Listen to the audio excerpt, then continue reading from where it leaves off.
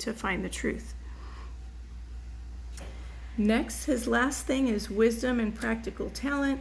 He says, I will obey people that know more than me, but I'm not going to listen to people who don't really know what they're talking about.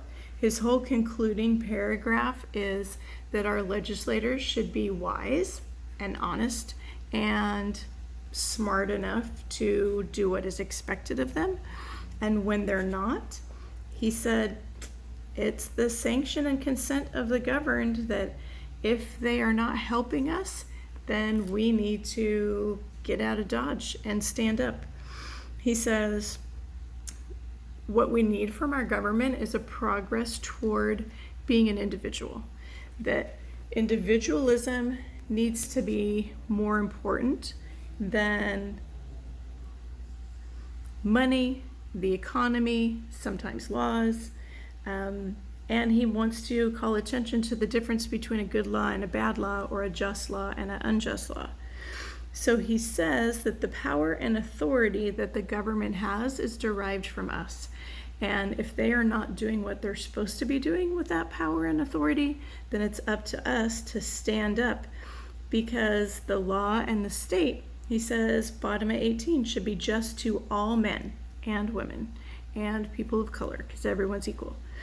And to treat the individual with respect as a neighbor, even would not think it inconsistent with its own repose if a few were to live aloof from it, have a utopia, have a commune, live wherever you want, and kind of do your own thing, not meddling with it nor embraced by it, who fulfilled all the duties of neighbors and fellow men.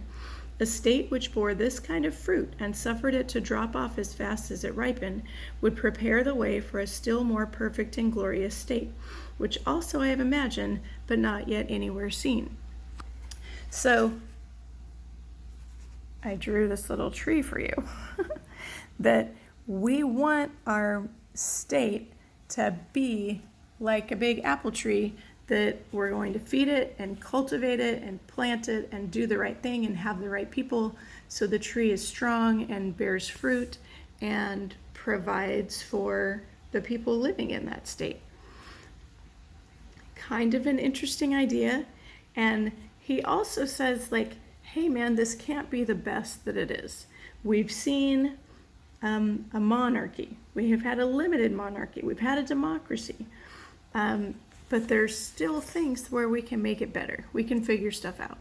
And we have the amendments to the Constitution, and when it's time, we need to actually use them and make the document that guides us a better, more cohesive kind of plan for the United States. So we've seen women get the vote in 1920. We've seen same-sex marriage. So there have been amendments that have made things better. Sometimes it's a bit of a slow process, but we're getting there. So that's Henry David Thoreau, Civil Disobedience, and hope you can connect that to Martin Luther King Jr.